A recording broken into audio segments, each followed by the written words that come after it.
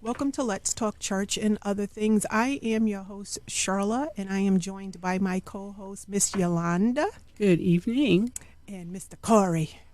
Hello. How's everybody doing? Good. How you doing? Very well. I'm doing thank great. you. Today, our guest is Mr. Chip Tillman, a.k.a. Chip. Chip Doug. Chip Doug, what's going on, Chip? Doing well. Here back like I never left. Excited to be here. Excited for the conversation that's going to happen today. So Good. For the locals that are from the Rhode Island area and the surrounding areas, you may be familiar with Chip because he is a part of the morning show with DJ Franchise. So I am so glad that you agreed to come in and do something a little different than the morning report. of course, I'm here. I wouldn't leave it and it was like, kick me out. I'll be here whenever y'all need me. So before we get into the reason for your being here, tell us a little bit about yourself. Well, my name is Chip. I don't mind saying the real name too, Reuben Tillman III. I'm named after an amazing man, my father, aka the tax man. Shout out to my mom, Charlene Tillman, my sister Corey. But yeah, I just feel like I'm a man of the people through all my jobs and careers. It's just the constant connectivity is being of service to humans. And of late, I've been doing a lot of curation of shows. I don't like to say management, but advising a lot of artists, be it musical artists, artists who paint or draw. I kind of look at it as God put me in a position to help people share their gifts and exchange that energy. And I try to create the stages to give people a platform while also creating a platform for myself to talk about discovering the artist of you inside you and also self-love. How'd you get into that? So when I went to URI, I was probably too active. Like, I was missing so much class watching, like, Jerry Springer and just doing all the stuff you're not supposed to do. And I remember I was, like, part of Uhuru Salsa. I was part of CVSA. Anything that I could do, I was part of. And I remember a weird thing happened when I graduated. I kind of still wanted to do these things. But there was, like, no venue. I'm 44, so, like, there was, like, no social media. There was you didn't see the entrepreneurship spirit like you do now. So I just remember saying, like, I kind of want to do this. One of my friends had a fashion show, and I went there to be part of his show. And then next thing you know, I ended up kind of helping him run it because he couldn't get there as frequently. And then after I helped direct that, I was like, I want to do more. And then I started directing fashion shows first with a little bit of musical elements in it, highlighting my friends who at that time owned businesses. Because once you graduate college, some people make it or some people don't. So, you see some friends that did go on to have stores and did go on to have businesses. And so I would highlight their clothing stores while having like Chachi, while having DJ Knockout, DJ, and like kind of putting my friends and family in positions. And then that naturally progressed to what it is now, where it's like more art and music with a little bit of fashion. Excellent. And I have to say, I was just at your show on Saturday night, Estro, which is where he showcases female talent. Excellent. That was like one of the best. Goosebumps. I'm hearing that a lot from a lot of people. That was one of the best. Excellent local female talent. Yeah, really, really good. So, where was that at? So I do my shows at FET. FET is only in Onlyville, and so they have a smaller lounge. So my smaller shows I do in the lounge, and then I do 2 big art shows in the big ballroom. Okay. So I've been doing shows there since 2012. And we have fun, and I love the feedback because Cheryl is someone who I trust her air, and so like just seeing different people with opinions and hearing an organic response, it makes me feel good, but not from a me standpoint, but just knowing that it's being received well. Okay, you know what I mean? Yeah, so definitely. And before we conclude, we'll definitely give you the opportunity to talk about what you have upcoming next month. Definitely. Yep. So the reason why we're here is a couple of months ago, we did an episode that I titled A Mother's Unconditional Love. And my guest was my co-host, Miss Yolanda. And we spoke of her giving birth to a daughter who eventually transgendered.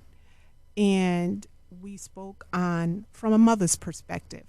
So today, Chip is here to talk to us about a father's unconditional love. Yes. Yep. So we're going to give you the opportunity to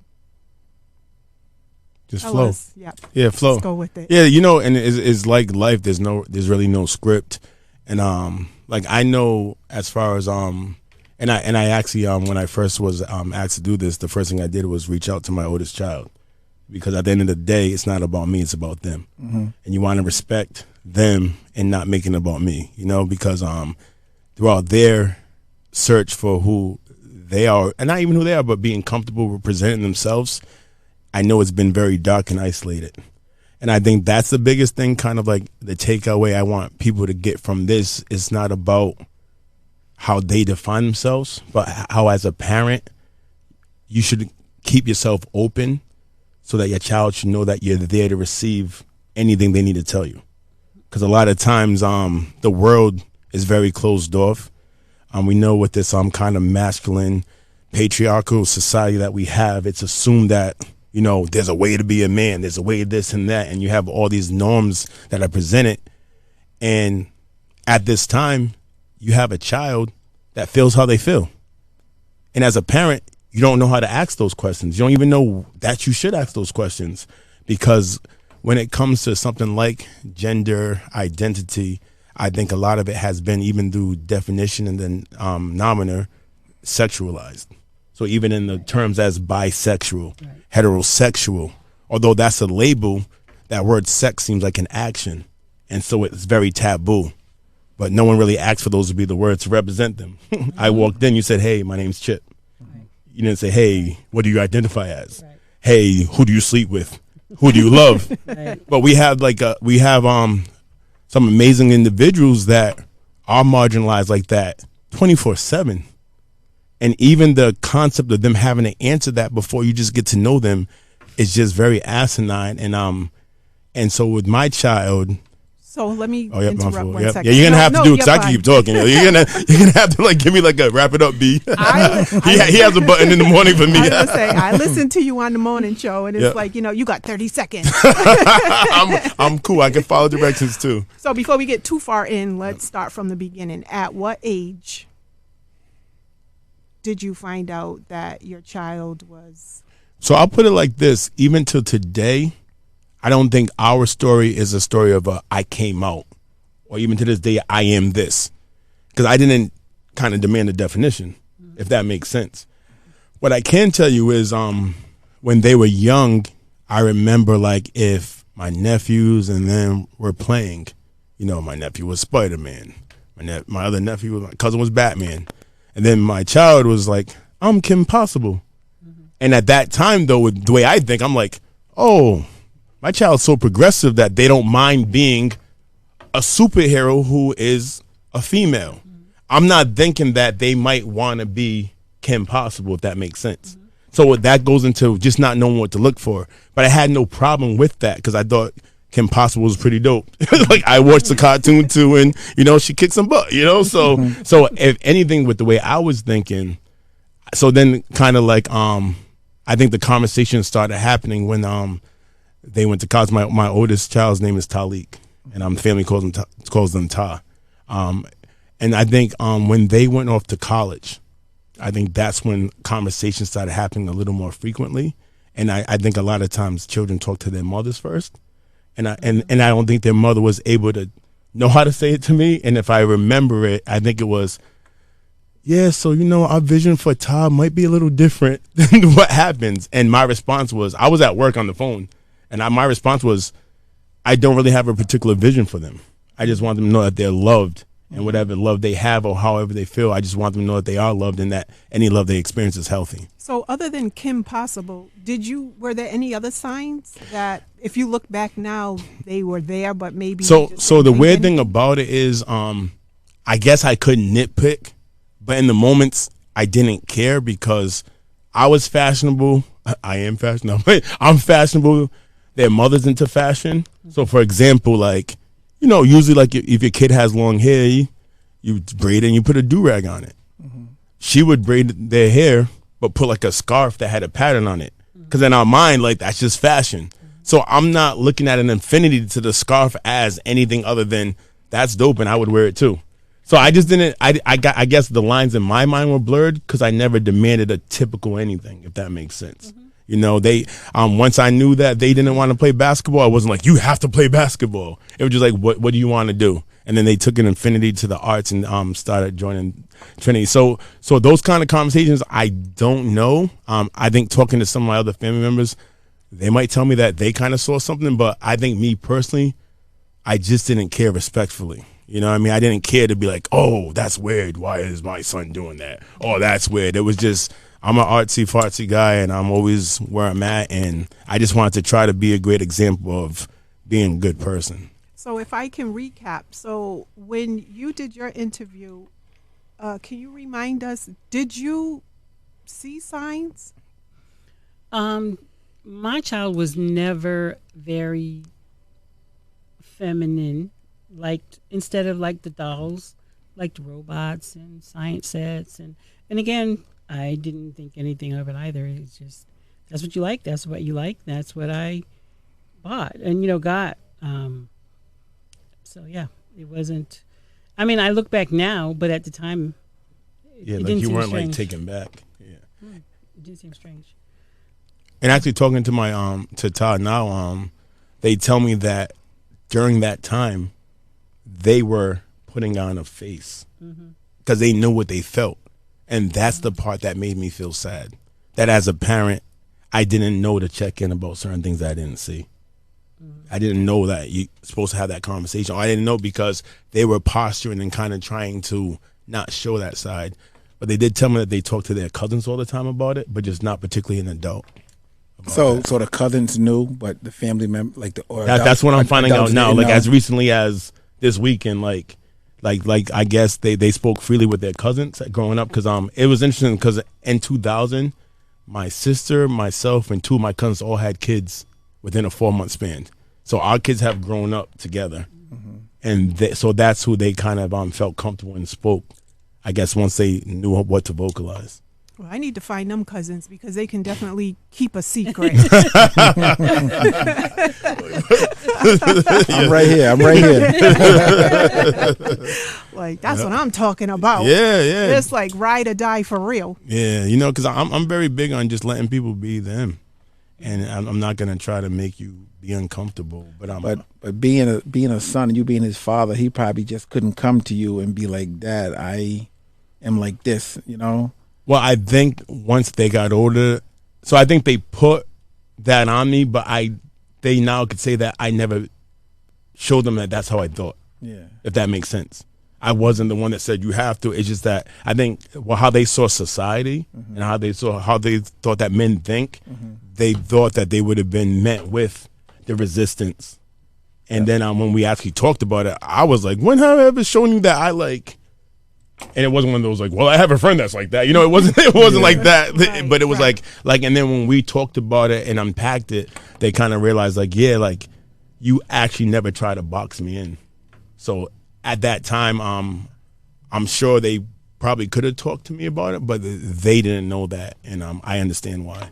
Okay. And that's understandable because we grow up in households where certain things you just never hear discussed.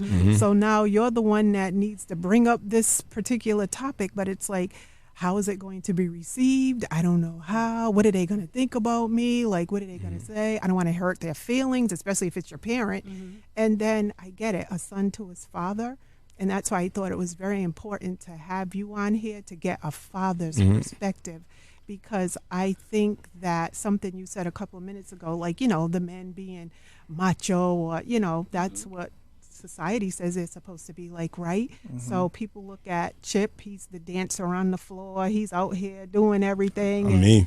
And, and then it's like, well, my dad, like, he's the man. And kids might have the pressure of following in their dad's footsteps. Right. And so I don't want to disappoint them. Right. And this is why I want to do topics such as this, because there's so many children out there, and not that this was the case with your son, that, they fall into depression because they feel like, it's bad enough the world is like horrible. Absolutely. But then they feel like, I can't go home and talk about it. Who can I tell it to? And they can't be who they really want to be. Right. And so they're like sheltered and just stuck, like they're stuck. And that's why stuck. and that's why I welcome the conversation, because again, had we known nothing would have changed if we knew early. Like at one point, I told their mother and them, I was like, I just want to know if you want me to buy you Jordans or heels. Like I just want to make sure I'm spending my money properly. You know, like I don't care what the answer is. Like that's kind of like an inside joke because I don't want to force an ideal on you. I don't want you to feel like you got a posture. And I think actually the interesting thing is, I guess how they felt was so synonymous with the cousins that when the cousins went off to college and went their way, I had this conversation weekend. They said that that's the first time that they were isolated, and that's when all this started coming. Maybe the anxiety, the questioning, the lashing out, the whatever, and that was just like in 5 years ago. And so now they're in and then they went off to Dartmouth College, which is like an Ivy League school that's very conservative. Yeah. And not only are you like Afro-Latina, but you're also, you know, want to show this way, but how you like they didn't fit in with the they didn't fit in with the black people. They didn't fit in with the white people. They didn't fit in with the Latinos. Like they didn't see their crowd because the numbers are so small on this campus that's like up there, you know. So it sucks because we wanted to celebrate the fact, you know, you went from the Met to Dartmouth, like, you know what I mean. Awesome. And the whole time it just kind of heightened the disparity and the loneliness. Yeah, you know what I mean. And so like I said, as far as my mother and myself, it was just more about just not knowing how much support and conversations our child wanted to have that we knew we would have been willing to have. And that makes me sad because, like, no matter how old your child gets, like, the fact that your child walks this world and their mere presence pisses people off is whack. And that makes you mad. The fact that my child could walk into a bar right now and just want to get a drink with their boys or their girls or their friends, and there can be one a-hole there that will sit there and just like make a face or make them know that they're not wanted. And that, as a parent, that you can't stop that. And I think that's pretty much what hurts the most. Because even like this summer, we went to Day Trail, and you know, that's the past. We're gonna go to the front of the line and we're gonna wave and have fun. But this year they chose to wear a skirt. Like, we met at the front gate. When I saw them in a skirt, I actually was like, smiled, like, wow, you're comfortable. And then we walked in together, and but you know, as a parent, I'm giving everyone the side. I just making sure. Okay, so I walked around before I got comfortable. I made sure I walked far enough so they didn't know I was looking at them, but just to make sure the interaction was cool. And then once I knew that they were cool, I was cool. You know. But then when I posted a picture, I got all these inboxes. Wow, I wish my parents loved me like that. And it just sucks because no one's trying to be like, I know your love. You're not trying to be the example. You just love your child. Yeah. And then when you have all these messages of these people, man, I wish I never. You're such a good. And I'm just thinking like, that's what you're supposed to do. I'm a dad. But again, I think because identity has become sexualized and it has nothing to do with that, people have it all messed up. And I think they expect, you know, the mothers, the mothers will accept it before the fathers. So to see a father, like, accepting that, now I have a family member, well, we have a family member that's like that. And, you know, they wear dresses, makeup, the whole 9 yards. We don't look at them any different. Sometimes I'll be like, what are you doing? Like, that makeup is horrible. Yeah, you're talking about the makeup, not the fact that you're wearing it. Like, we don't love him any less. Because there's still levels to it, right? Right, exactly. And they're always like, love you, auntie. I'm like, love you too, but do something about that makeup. And I also, and you know, too, and with that, it's also just the freedom to be, because my child, they might show up in a sweater, a hoodie, and some Jordans. It's just the freedom to be. Yeah. It's a freedom to not have a label. It's a freedom to just say, like, kind of like, leave me alone. Just let me let me live my life. I put this dress on because it was fly, and I put this hoodie on because it's not like there's anything happening. I just woke up and did what you did, decided what to wear, and stepped out. That's right. And you know, and I think so many people fear something there's nothing to be scared of. And I heard like I had a conversation because I'll just say, I'll talk loosely, but I remember going to a certain environment, and you know, the guys there are all talking, but you hear pause, no homo, and then everyone goes, because because that's like this colloquialism that a lot of men, when they're amongst each other, say. And I remember I had to talk to one of them. I said, you know what, brother? You're very respected in the community, and you don't know who sits amongst you.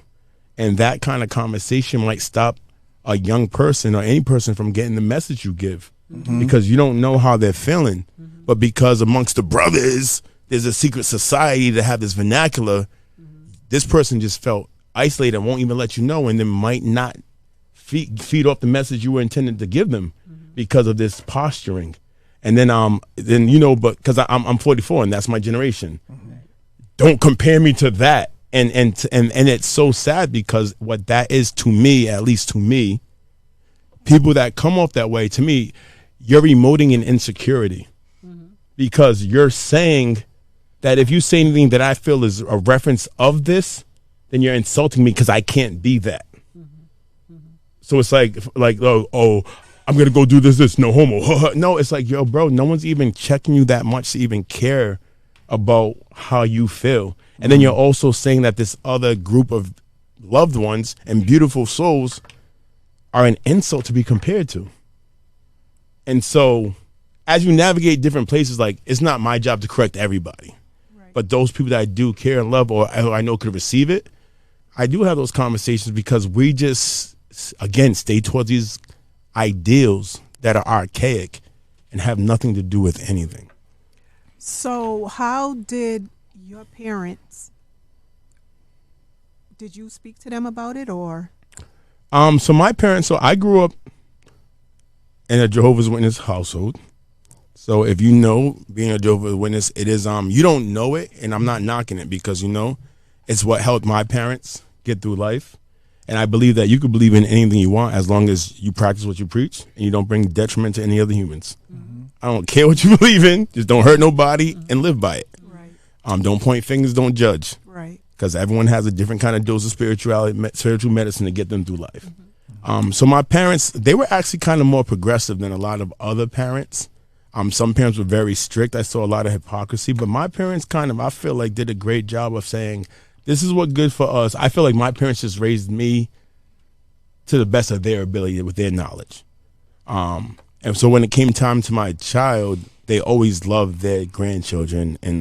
But again, even before the grandchildren, me having a child out of wedlock was like, oh, you're not married. Oh. Do we know anything about that? so I know that. So me, I know a little something about that. Well, you know, we know it because, you know, pastor's kids. So yeah, you know.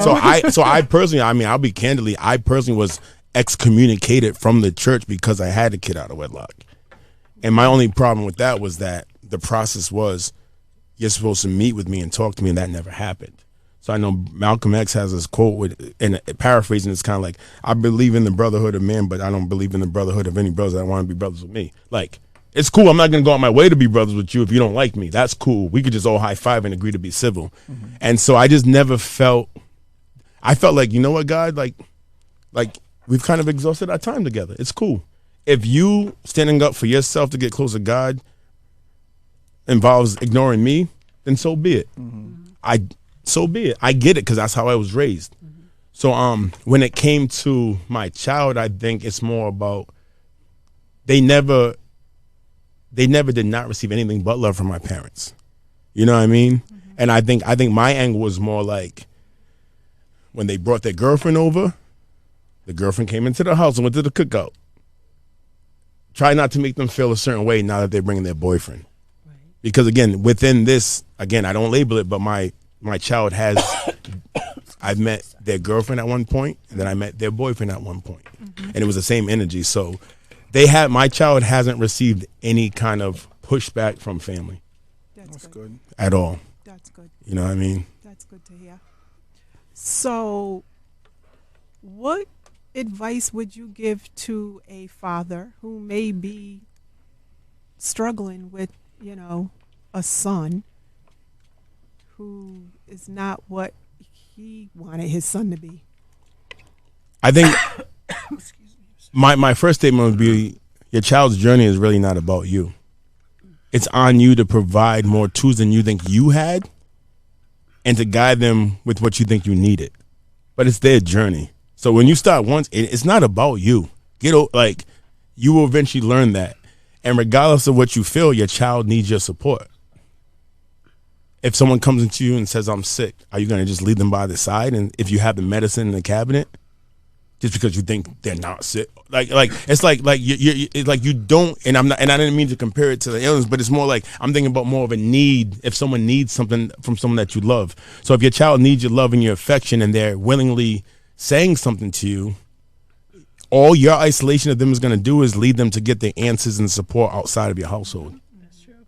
And now they're going to be guided by not you. And if you truly love them, you're supposed to be the compass. So my first thing is it's not about you. And then my second thing is like, even if you do need that little transition to figure it out for yourself, because it's different. And I think it's more the ego of what's everyone else going to think, more so than you as loving your child. As you're trying to figure it out, just don't close your ears to your child. Be there to receive what they need to say, because they need to express what they're feeling. And it's not wrong or right or immoral. It's just how they feel. And you cannot tell someone that they don't feel how they feel. We don't need to think about a conspiracy. We don't think about what caused it. We don't need to think about it's the man's plan to depopulate the black people. I done heard all the theories growing up, and it's like, man, are we so self-centered that we're not hearing people? You know what I mean? So there, even if you need to adjust to it, just open your ears and listen and love and lead with love. And I think if you just start there instead of immediately shutting the door, then the process will begin. It's not even a healing process. It's the process of communication, the process of being the person to guide your child. Because like I told my child, even if you find your tribe, you're still going to deal with humans. So if everyone says I'm just like you're still going to deal with thieves, liars, bad people. So there's so many levels that the adjustment, and even after all the conversation, again, like I said, your child could walk out that door and that first interaction be a horrible one. You can't do anything about it, because it's not legal for me to go punch somebody who hurt my child. It's not legal for me to shoot somebody who hurt my child. So you still got to find a way to navigate it. And I remember my child told me that, because we kind of we had a lot of other things that we talked about, but I remember one thing they told me. They were like, you know what? I spent all my days ignoring mistreatment. I spent all my day looking the other way, not reacting, acting like I don't see anything, turning the other cheek. And when I want to come home, I just want to turn on my music, throw it in the air, and vibe.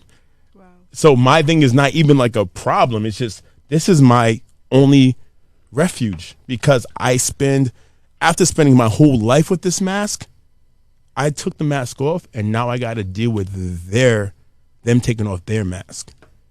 And at my 2 Win Stars and Lions ago, I remember, again, no names, but I remember leading up to it, one of the vendors had posted something.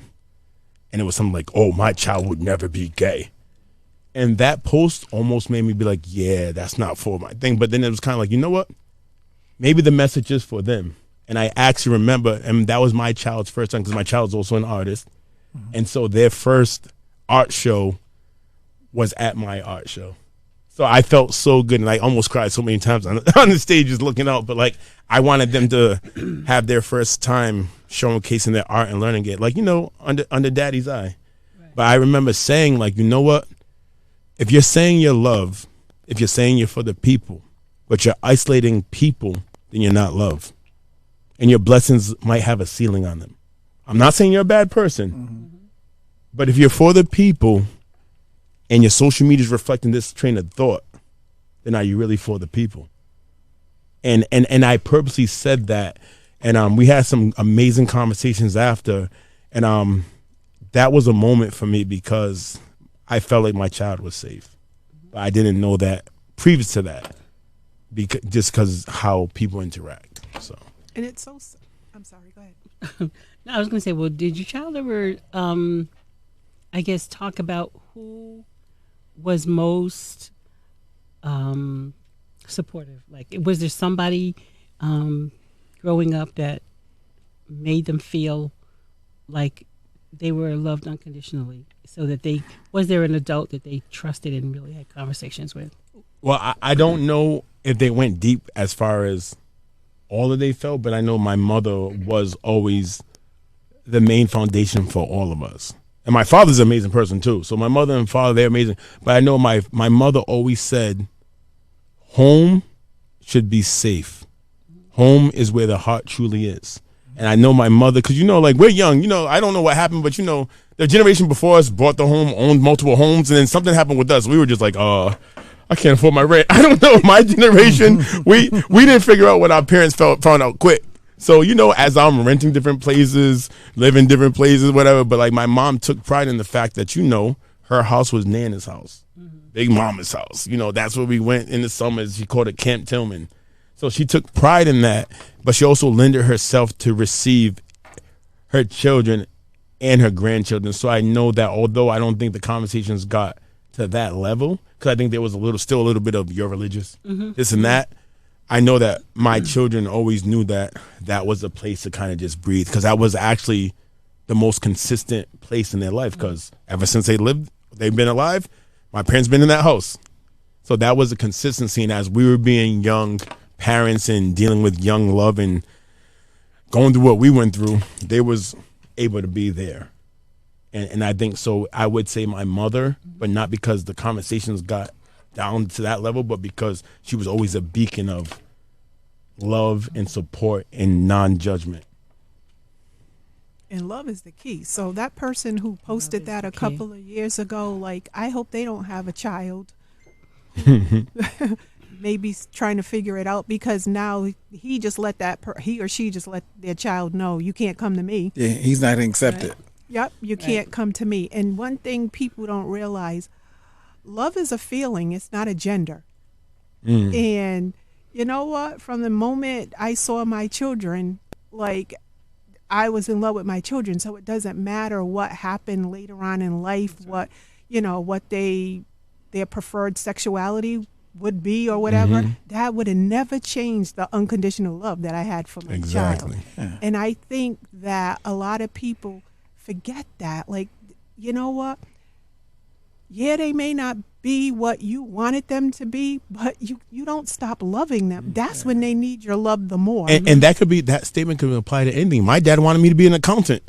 And I was like, heck no, I'm not. Like, I just knew it wasn't for me at that point to sit still. So even outside of identity, we just have kids and we kind of have an ideal. But it doesn't mean they're wrong. They're not robots. And even if it doesn't look like what we want them to do, they're still shaped by our interactions with them.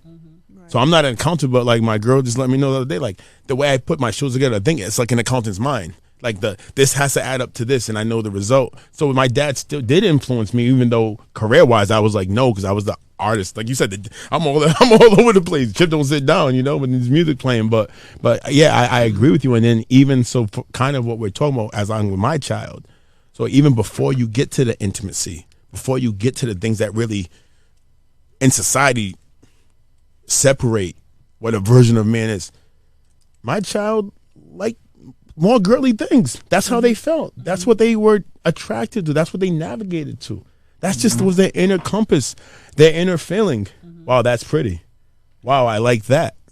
So like even before you get to because like I want fathers to understand, like it's not about this.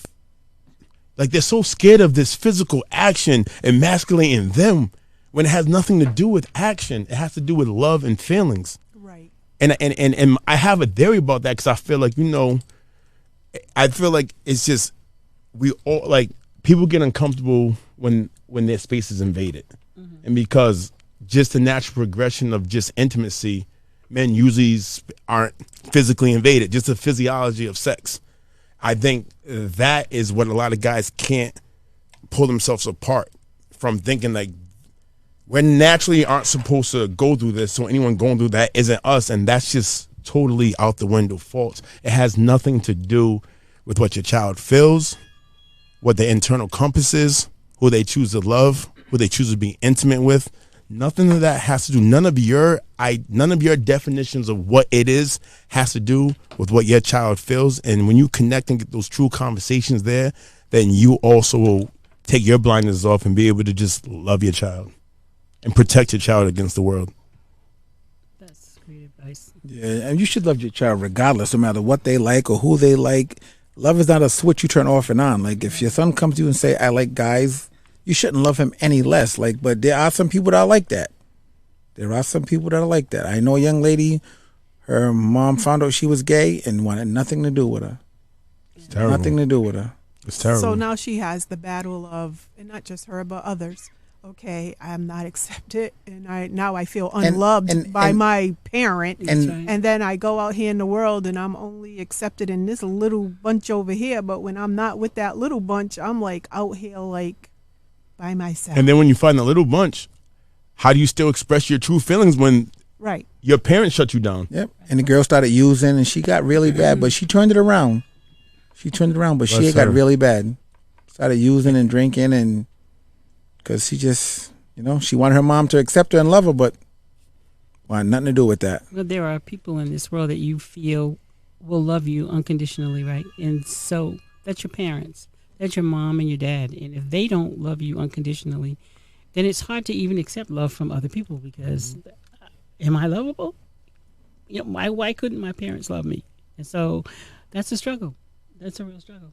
It is, and it's so it was great because, again, like I said, I made a phone call to check in with them to see if I should even come here on their behalf, and it was funny because their response was, "You better go up there and talk about how amazing I am." And I was like, "Word!" But then even like the conversation after that and things that they're coming to the knowledge about how they felt when they were younger, I thought they were an amazing kid, but they said how they felt also sometimes dictated how they even lashed out on us and treated us, and it had nothing to do with us. So even at the age of 23, they're still coming to an understanding. And again, this is no testimony to say that we were like perfect parents. We were young, and there's things that if you wrote in a paragraph and I read that we did, I would say not me 10 years ago. But I mean, you live and you learn, and I just say once you get the lesson, you got to apply it. right And that's just what growing and living is. right Right. And it makes you feel sad when you think like, my child couldn't come to me then, and when you hear it now, it's like, Yeah. and it's like I can't make up for lost time. And then when you didn't know to look for it. right, And so what I told them too, I was like, you know what? If we miss some things when you was a child, then trust us, we're gonna do our best to just help you adult. And that, I mean, and we have great conversations now. And again, kids will be kids, like we was talking about. I'll still send a call and I'll be left on red, even though I'm paying the cell phone bill. I'll sit there and I'll be like, call me, and but it's like, I think what's more important, what I usually do is go, what did I do to my dad when I was that age? And I was like, I didn't hang around him either, like, because I'm the cool dad, and my kids are still like, nope, you're dad. But I think it's just still, even if they don't pick up your call, even if they might take it, they respond. From our perspective, it's still them knowing that you're checking in, them knowing that you're still there through it all, and not making them feel bad. Even if they just only call you to ask for things, that's still a sense of them knowing that you help them feel secure. Mm-hmm. And they might be trying to figure it out on their own, but let them know. Like I tell my child, like, yo, I didn't have all the answers. Today's the first day of me being a father of a child your age. Mm-hmm. We still gonna have some growing to do. right. Tomorrow is the first day I have the child those age. We're still trying to figure out. Now my youngest is 17. Can't wait to go to college. Mm-hmm. And I'm like, oh man, he's already told us he's out of state. Like, so we're trying to prepare him, but I also let him know, like, no, still be a kid. Have some oops moments. Right. Like, don't try to have it all figured out. So yeah, it's a continuing thing. But like you said, leading with love and letting them know love is just the ultimate. Fathers, mothers, aunts, uncles, cousins. We just gotta love, man. And it's a simple concept. And like that's why I said my focus was them trying to now like just operate with healthy love, a reciprocated love. Right. I told them as they date, find out what that family structure was, what their norms are. Because that's what we don't talk about. It's infatuation. I like you. And then it's like you get together and then try to figure things out. Whereas you don't take time dating. And you might see that y'all weren't going to work in the first 2 months if you take your time instead of waiting 2 years and a kid after, Right. So just take your time. But love is everything, man. I mean, I preach it and I try to live by it, but I know every day I ask God to just help me be better than the day before. And that's all we can do. That's it. You got to realize that we don't have all the answers, but we're trying. Yep. We're striving. You listening, mother to be?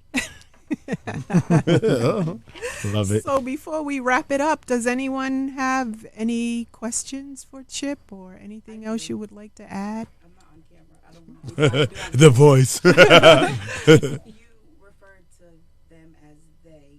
Is that a pronoun that they picked? And was it hard for you to pick up and say they versus he as the pronoun? So they is the pronoun that they go by, and it wasn't hard because I call them Ta. And I usually kind of, when you realize it, you really don't call anybody anything unless like so it wasn't hard to adjust, and I didn't try to understand it. I think my initial thing was just to make sure I said it to them.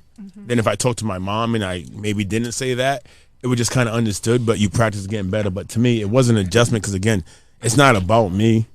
It's about them, literally. What I can say, it is interesting, though, because, their little brother was amazing and, right away. So a funny story, I would call over there and be like, so is Ta over there? And then my youngest son would be like, yeah, they're here. And I'm like, who else there? I'm like, how many people are there? Who's they?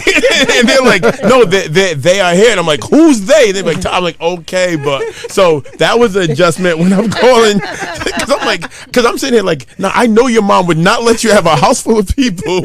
And so that was kind of the adjustment when I'm hearing it back, because I'm like, because their mom is on point. She has a Ring cam, so when you walk up to that door, she's at work looking. There was a time I went to pick up my youngest, and I heard through the Ring cam, "What are you doing at my house?" But in a joking manner, and I'm like,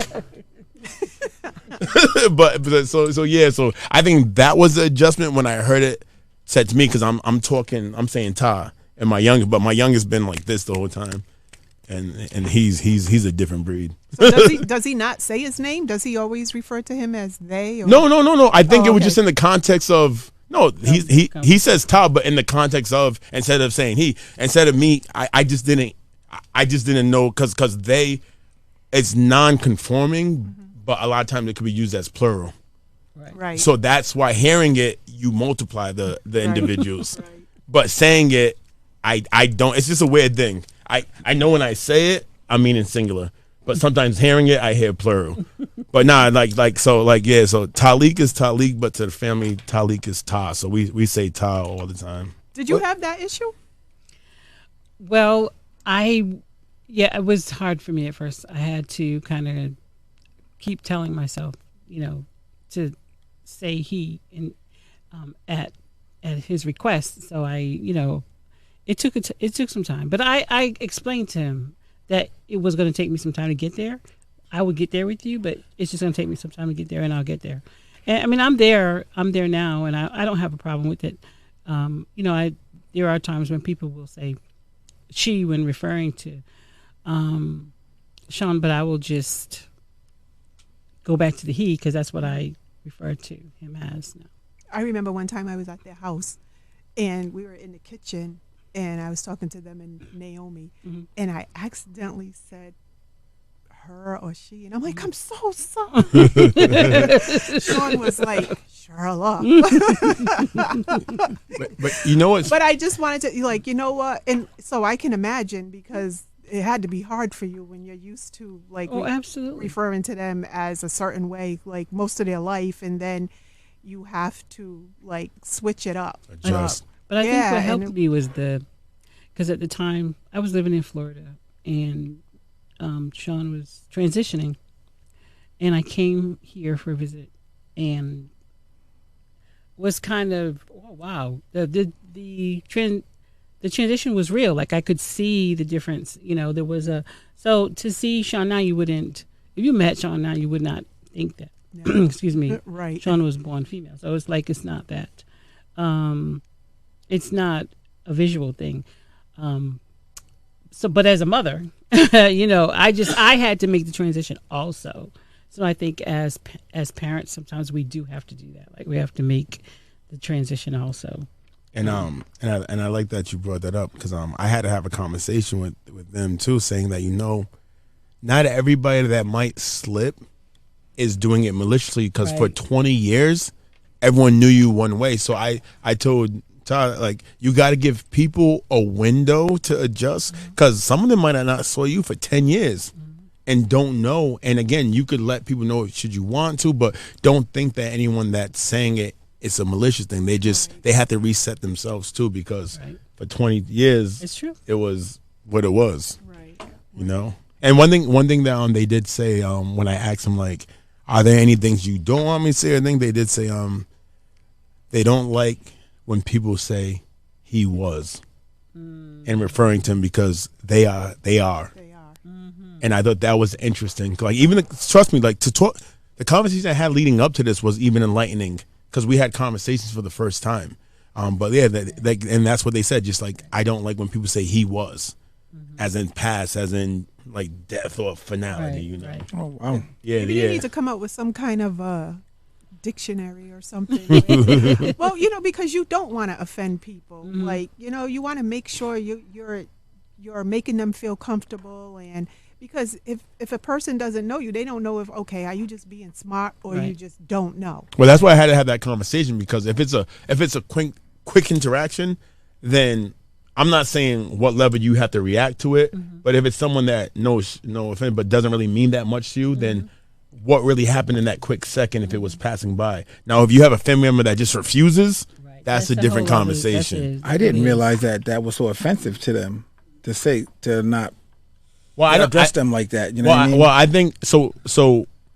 There's not a blanket them. I think each person just communicate somebody how they wish to be referred to, and it's not something you can say it's everybody or nobody. But I think it's just once you have that knowledge, then I think that's when the expectation are you just kind of try to like work towards making that a norm when we interact, because that's how I wish to be. I think it's a matter of respect. Yep. Even at my job, in the emails, like you can put like I'm probably going to get this all wrong, like she, her. Right. That's They about ask all I you know. how you want to be referred to. They ask you now. Yeah, so Yeah. I'll get emails from certain people, and they just put that, not meaning that they're gay or anything, but that's how people that's what they put in their emails now. I personally don't use it because my email says enough already. So And again, like when I ask the question again, I don't claim to be an expert. Even in the pronouns, it's not again a sex thing. You know what I mean? It's not. It's just about not being held to a certain thing. right. And I think that again, like you get what I'm saying. And Absolutely. I learned this just from talking to my child, which again, some parents won't even do. It's, It made so it's much. necessary. It made really so is. much sense when we just had a conversation. And it's something too that as they're growing, they're also figuring out. But there's no need for me to try to figure out. I love you. We're here. I'm still learning how to be the best father every day, and let's just keep the conversation going and get you that degree. What's up? Anybody else have anything to say before we wrap this up? No, that's it. Well, I can say that this it seems like the beginning of this college year has been the less stressful for them. They seem to be glowing, and because now when they walk on campus, however they choose to walk around campus, they feel seen and not attacked up to this point. And I've heard a different vibe and energy even when we interact, and that for me as a parent feels great, because when I get the missed calls, I think the whole world went left. Oh my God. I look at my girls and I was like, taco, and I didn't pick it up. What's it gonna be about? Because I'm thinking I gotta drive 3 hours and like knock people out and stuff. So it's kind of like, no, Dad, I just want to know if you could cash at me $20, because I'm like, oh, okay, but that has to be Yeah. that has to be tough. That has to be stressful. I mean, I can say like even just getting calls from like one of my sons at 2-3 in the morning, and I know that they're out DJing or whatever. If that phone rings or there's a text message, I'm afraid. Like yeah, it's just, I don't that's want to just being a look. I parent. don't want to yeah. pick up. I don't like to 'cause get a it's phone like- call after 1 o'clock in the morning. I don't. Yeah, I turn my ringer like it's almost off gotcha. because I've got a lot of bad calls, and I just. So if I Over get the a years. flat tire at 2 a.m, I can't call you, huh? I gotta call Call Tyrone Khalid. AAA. I got you. Or AAA. I mean, I'll pick up, but it's like, Yeah. I got to hear them first couple of words to get the Right, tone to make right. sure. And I'm like They're that with good. my mom. When my mom calls me, like at some point, because it was I need help with your dad, or this might have happened. So it got to a point where, because as a child too, you worry and like you feel like you can't provide the answers. You feel so it got to the point where my mom had to call me and go, "Don't worry, I'm just calling to call," because I was like, "Oh, you got me up in here." But I just think that's just a nurturing, natural thing. But I can say that this school year so far has started off on a very great note, which makes me feel amazing. Because then again, they have to also, it's an Ivy League school, so after you get through that, like you got to do the work, you know. So I'm very, I have faith. I don't like saying hope. I have faith that everything will go well this year. So I have one more question. I'm actually going to pose it to both of you, even though this interview wasn't. No, I love it. We here together, you know. But you were key for this interview. But so I know Sean's married now, but did you, and do you worry about relationship? Like, did you worry about, is he going to find someone that's going to love him for him? And, and do you worry about, them, branching out into a relationship and it really being a relationship and not, because there's so many crazy people out here. Mm-hmm. That's why I'm still single. So but then when you add that into the equation, and it's like, I would think sometimes it makes it a little bit more difficult because you just don't know what angle people are coming from. I feel it. I was in a, I guess, good, if you can say good place, because when Sean met Naomi, Sean had not yet transitioned. And so Naomi was there for the transition process. And she, she accepted it, loves Sean. And so that was good for me, just to know that she loves Sean just the way Sean is, and Sean loves her. And so I did not have to worry about that. But probably that might have been a worry, if Sean had not found and been in a committed relationship and now married. But yeah. So I would say so I'm not worried per se about finding money, because it's a big world, and if you're there's a lot of people out there that you could potentially date and figure out that they're for you. What I can say that I found in the conversations I have now is that I feel that because I feel like they might have held on to relationships longer than necessary because those people accepted their identity, and then to move away from that person is a restart. And I think that they gave too much credit to certain people in their lives for accepting them and didn't know how to let that go, because then the restart button happens. And so I had to kind of be like, okay, let's talk about it, but were you the only one problem? They kind of did this to you, And so, right. but I think it was more of a not wanting to break away from the people that were comfortable with you being your true self.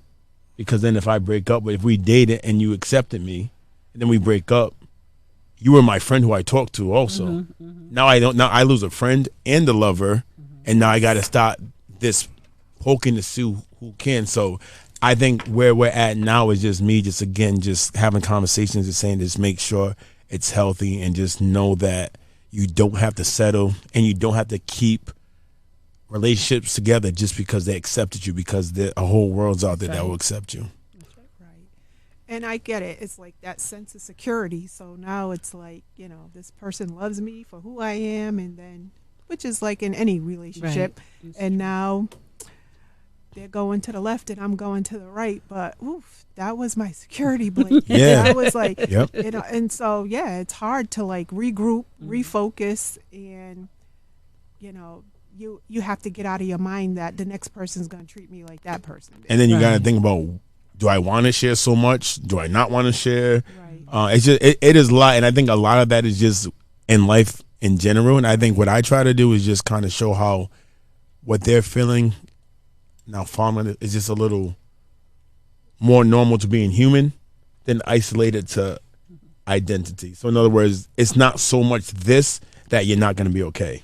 Because Dad kind of went through a little bit of that, maybe with your mom or maybe with my ex-girlfriend. Right. And I think once they could see the generalizations of life, because everything's been kind of like this, then they're able to navigate a little more and with a little more confidence and a little more pride. Well, it's been a great topic. Thank you so much. Thanks for having me. I appreciate for coming. And what's their name again? Talik. Talik. Thank you for allowing your dad to have this conversation with us, because I really do believe it's going to help a lot of fathers out there who probably haven't even spoken to their friends about what they're going through in regards to their children or their child. But I think that hopefully, this conversation will shed some light for them and, either help them to find someone they can talk to, whether it's you or someone else. But because I know if we just tie ourselves, because right now most people only see each other on social media unless you step out. So I do know that this is just something that hasn't come up on pretty much from and that's why I asked permission, because I wanted to just respect that it's their life. Right. But it was nothing I ever was like shameful of. Right. But I did know that, like, should I post a picture, there are going, so for every comment that was like, you're a great father, there probably were people like, ugh, and I just don't care. I'm just glad that they didn't voice it. Right. And that's another thing. And so if it's something that you struggle with, all I ask is that you just don't verbally or on your face persecute somebody in public. If it's something that you like, if you see someone that you don't know, or even a family member, and it's something that you can't sit with in the moment, all I ask is that you show love by not expressing it, not verbalizing it, and not making that person feel bad. And that step too will go a long way. Absolutely. Well, again, thank you so much. So before we conclude, tell us what you got coming up.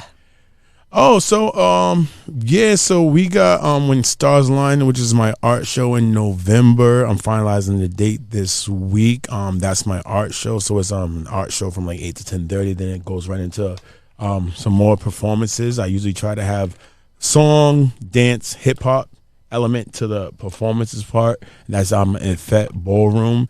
And then also too, we're gearing up for the second movie release. Shout out to Hot and Arai and the whole team. We did have a movie right now called Pray for the Bear on Tubi. And yeah, I just, the team's amazing. The team's elevating. Everybody is doing their thing. And we're dope, and not just for Providence. We're dope. So Chip_DOUG is usually where I post a lot of things. And like, yeah, we're just excited about continuing to create things. I started a series called Live from the Till, which is my family-owned businesses. So we kind of started doing like little mini concerts right there on the steps on Broad Street. So Trav Black did the first one. The next one, Brother Boo, Dwayne Hackney. Yep. He's going to be performing for our next one. And just trying to jazz it up, and for us coming together and knowing that we are enough and we are capable of building the industry that hasn't been here yet and doing it as we see fit. So Chip_DOUG on the book and on Instagram. Oh, on Instagram. Yeah, Chip Tillman on Facebook and Chip.DOUG on Snapchat. I'm not Twitter or I'm not TikToking or nothing out yet. Too much. Those three are enough for me. Miss Yolanda? Yep, so I am Yolanda King on all of the Facebook and Instagram. I'm Yuli Cakes. And so that's it. YULY Cakes. YULY Cakes. On Insta. You still baking? I'm still baking. I am. I had a wedding last weekend, and we got some other things coming up this weekend. It's been pretty busy. I got 3 jobs here. I'm still doing real estate, so I'm a realtor. I'm getting it all in, So whenever you decide to get your house, I'm here for you. Okay? Duly noted. And does a cake come with the house? Absolutely. Okay. Every closing is a cake, right? I need that. Mr. Jones. CLJ 208 on all platforms. Find me on Insta, MS_Sherla, the book, Sherla White, the email, ltc.otpodcast@gmail.com. We would love to hear from you. If you'd like to be a guest on the podcast, please send us an email. And don't forget about our YouTube channel, Let's Talk Church and Other Things. Until next time, thank you again, Thanks for Chip. having me. We will be seeing you at When Stars Align. Let's go. Peace and blessings.